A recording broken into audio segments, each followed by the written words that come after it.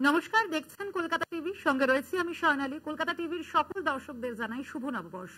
শুরু করছি সেরা 10। ভোটের মুখে ইস্তেহার প্রকাশ করল বিজেপি। মূল নজর গরিব, কৃষক এবং উপর।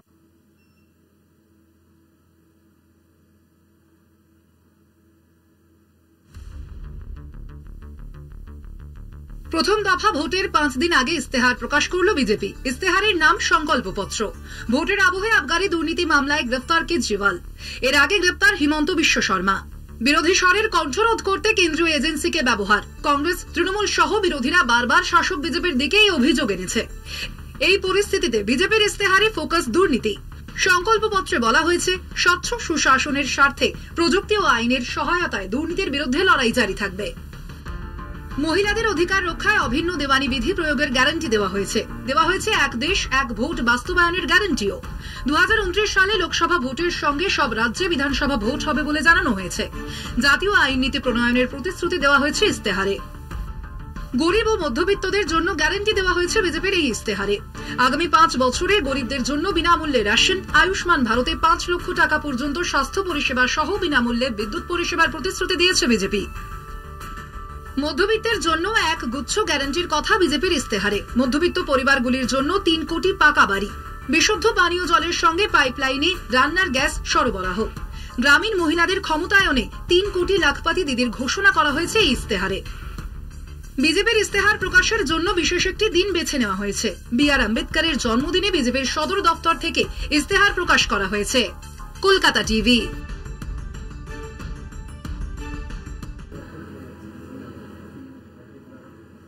ইস্তেহার প্রকাশের পরে বিরোধীদের কটাক্ষের মুখে বিজেপি। কৃষকদের নিয়ে ভুরি ভুরি প্রতিশ্রুতি। কর্মসংস্থান নিয়ে মোদির গ্যারান্টি পূরণ কবে? মুদ্রাস্ফীতি নিয়ে কবে হুঁশ ফিরবে কেন্দ্রীয় সরকারের? প্রশ্ন তুলে সরব বিরোধীরা।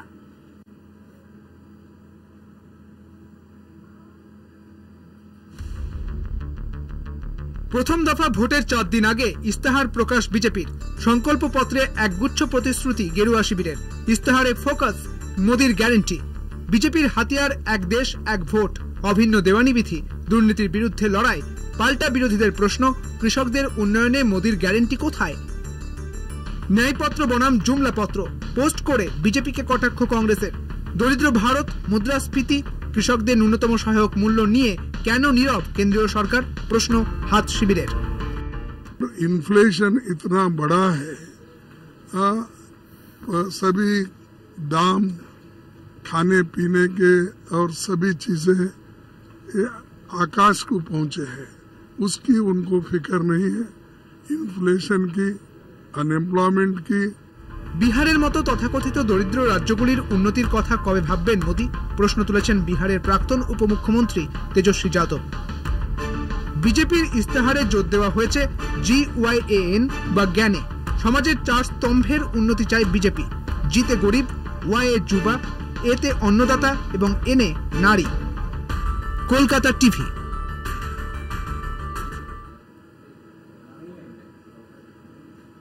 নববর্ষে উত্তরবঙ্গে জনসংযোগে মুখ্যমন্ত্রী মমতা বন্দ্যোপাধ্যায় চালসায় পদযাত্রায় যোগ দিলেন মমতা বন্দ্যোপাধ্যায়।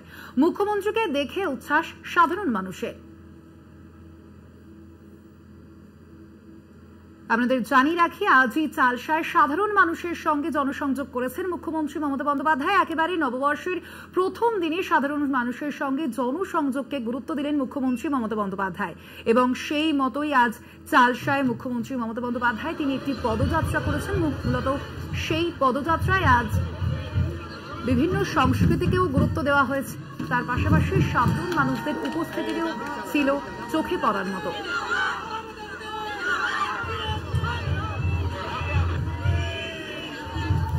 চালসা মুখ্যমন্ত্রী মমতা বন্দ্যোপাধ্যায়ের পদযাত্রা।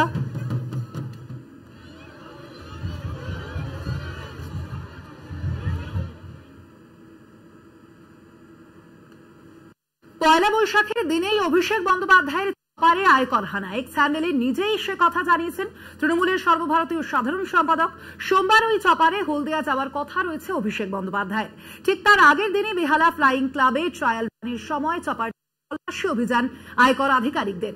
অভিষেকের নিরাপত্তা রক্ষীদের সঙ্গেও বচসা। আয়কর অভিযান সম্পর্কে এমনটাই জানিয়েছেন অভিষেক বন্দ্যোপাধ্যায় এক্স হ্যান্ডেলে সে সংক্রান্ত পোস্ট করেছেন তৃণমূলের সর্বভারতীয় সাধারণ সম্পাদক অভিষেক বন্দ্যোপাধ্যায়। তিনি লিখেছেন সেখানে এনআইএর ডিজি এবং এসপি কে সরানোর বদলে নির্বাচন কমিশন এবং বিজেপি তাদের আয়কর দপ্তরের আধিকারিকদের তার চপারে তল্লাশিতে পাঠানো হয়েছে, কিন্তু তাতে কোনো লাভ হয়নি, কিছুই পাওয়া যায়নি। ক্ষোভ উগরে দিয়ে এক্স হ্যান্ডেলে পোস্ট করেছেন তৃণমূলের সর্বভারতীয় সাধারণ সম্পাদক অভিষেক বন্দ্যোপাধ্যায়। তার পাশাপাশি তিনি হুঁশিয়ারি দিয়েছেন, জমিদাররা যতই বল প্রয়োগ করুক না কেন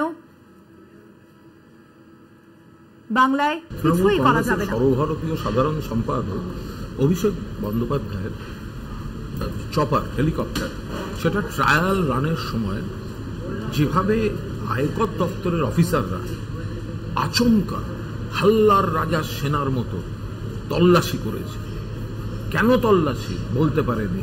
নিরাপত্তারক্ষীরা ছবি তুলতে যাচ্ছিল, ছবি তুলতে দেয়নি, ঝগড়া করেছে, কিছু খুঁজে পায়নি, অথচ প্রত্যেকটা ব্যাগ জিনিসপত্র খুলে দেখে তছনছ করেছে। এসব কি হচ্ছে? অথচ কিছুই খুঁজে পায়নি।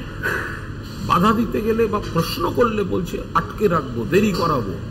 এটা কি হচ্ছে? কোন প্রতিহিংসা, কোন প্রতিহিংসার রাজনীতি?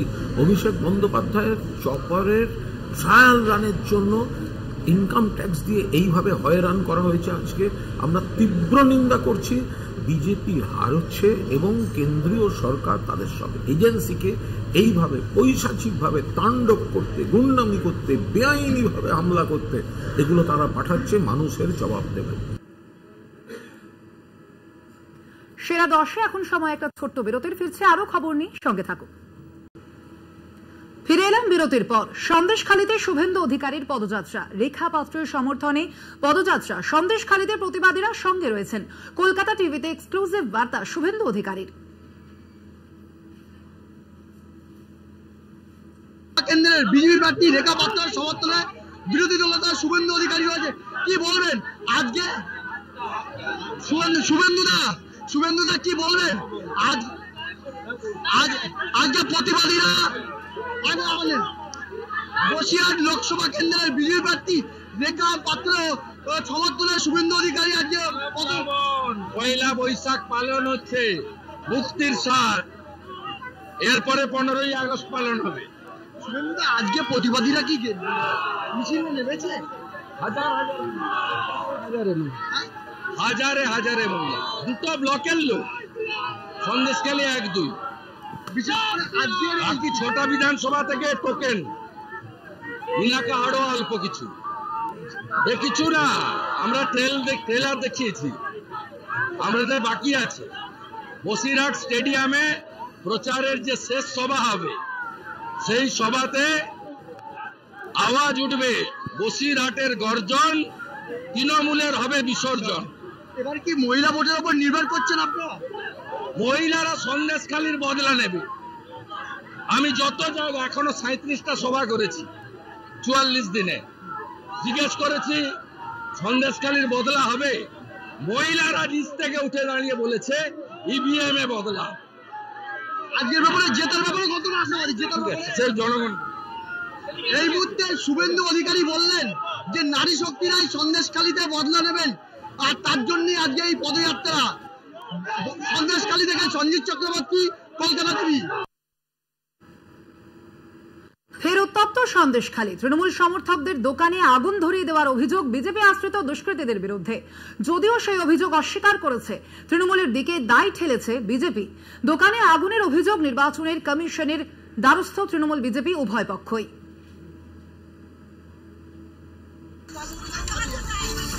ফের অশান্তি সন্দেশখালীতে।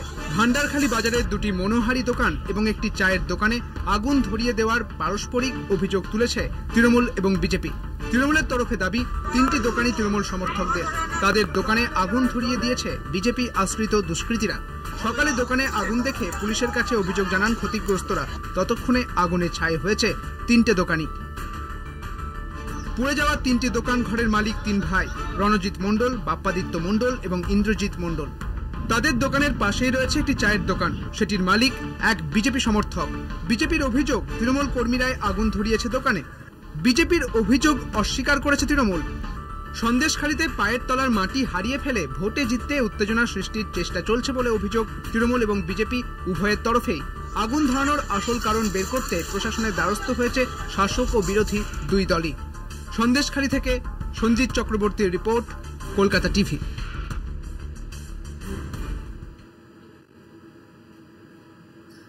ঘোষ আছেন সেই দিলীপেই। নির্বাচন কমিশনের নজরদারির পরও রাজ্য রাজনীতির বিতর্কের কেন্দ্রবিন্দু তিনি। লাঠির পর এবার ত্রিশূল হাতে ভোট প্রচারে বর্ধমান দুর্গাপুর লোকসভা কেন্দ্রের বিজেপি প্রার্থী দিলীপ ঘোষ। বিজেপি প্রার্থীর দাবি আত্মরক্ষা নয়, দেশ রক্ষার জন্যই ত্রিশূল হাতে নিয়েছেন তিনি। সংবাদ মাধ্যমে ভেসে থাকতেই দিলীপ এসব করছেন দাবি তৃণমূলের। আত্মরক্ষা আছে না দেশ রক্ষা। আত্মরক্ষা নয়, দেশ রক্ষায় ত্রিশূল ধরেছেন তিনি। বর্তমানে প্রচারে এমনই মন্তব্য বর্ধমান দুর্গাপুরের বিজেপি প্রার্থী দিলীপ ঘোষের। তার দাবি, শিবের প্রেরণায় অশুভ শক্তি দমনে ত্রিশূল হাতে নিয়েছেন। হারের লজ্জা বাঁচাতে এবং সংবাদ মাধ্যমে ভেসে থাকতে দিলীপের এই মন্তব্য। কলকাতা টিভিতে ফোনে দাবি তৃণমূল নেতা জয়প্রকাশ মজুমদারের। নির্বাচন ঘোষণার পর থেকেই একের পর এক বিতর্কে জড়াচ্ছেন দিলীপ ঘোষ। কখনো লাঠি, কখনো বা ত্রিশূল, কখনো মন্তব্যের জেরেই তৃণমূলের নিশানায় দিলীপ ঘোষ। ইতিমধ্যেই নির্বাচন কমিশনের নজরদারিতে রয়েছেন দিলীপ ঘোষ। তারপরেও একের পর এক কাজে প্রমাণ হয়েই যাচ্ছে দিলীপ আছেন দিলীপেই। কলকাতা টিভি।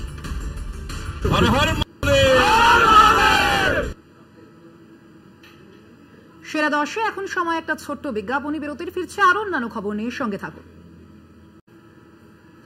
ফিরে এলাম বিরতির পর। আশঙ্কা সত্যি করে সরাসরি যুদ্ধের ময়দানে ইরান। ইসরায়েলের উপরে একসঙ্গে মিসাইল ও বিস্ফোরক বোঝাই ড্রোন দিয়ে হামলা চালালো ইরান। ইরানের এই হামলাতেই তৈরি হয়েছে তৃতীয় বিশ্বযুদ্ধের আশঙ্কা। ইসরায়েলের পাশেই দাঁড়ানোর আশ্বাস দিয়েছে আমেরিকা। যদিও ইসরায়েলের উপরে হামলা আপাতত শেষ বলেই জানিয়েছে ইরান।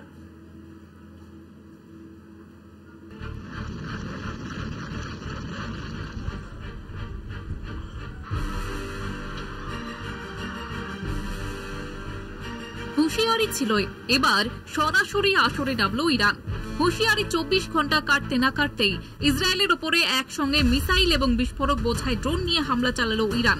শনিবার রাতে কমপক্ষে 200টি মিসাইল দিয়ে হামলা করা হয়েছে ইসরায়েলের ওপর। জানা গিয়েছে ব্যালিস্টিক এবং ক্রুজ মিসাইল দিয়ে হামলা চালানো হয়েছে। মিসাইলের আঘাতে ইসরায়েলের সুরক্ষা ব্যবস্থা আয়রন ডোমও ভেঙে গিয়েছে। ইসরায়েলের আকাশে আয়রন ডোম ভেদ করে আছড়ে পড়েছে মিসাইল। ইরানের এই হামলাতে তৈরি হয়েছে তৃতীয় বিশ্বযুদ্ধের আশঙ্কা। অন্যদিকে আমেরিকা ইসরায়েলের পাশে দাঁড়ানোর আশ্বাস দিয়েছে। গত বছরের 7 অক্টোবর থেকে ইসরায়েল এবং হামাসের মধ্যে যে যুদ্ধ শুরু হয়েছিল তার সময় কাটার সঙ্গে সঙ্গে আরো জটিল হয়েছে। চলতি মাসের শুরুতেই ইসরায়েল সিরিয়ার রাজধানী দামাস্কাসে ইরানের দূতাবাসের উপরে হামলা চালায়। এরপরে পাল্টা মোক্ষম জবাবের হুঁশিয়ারি দেয় ইরান। আশঙ্কা ছিলই এবং হুঁশিয়ারি 24 ঘন্টা কাটতে না কাটতেই হামলা চালালো ইরান।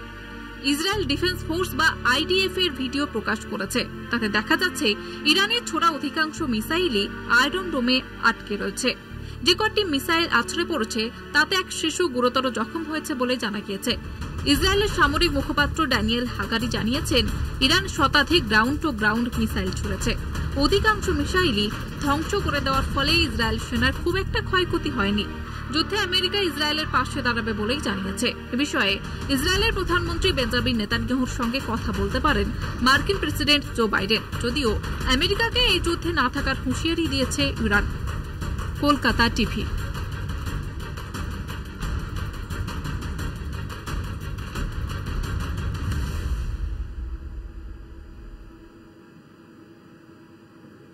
সেরা 10 আজ এ পর্যন্তই। দেখতে থাকুন কলকাতা টিভি, রাত দিন 7 দিন।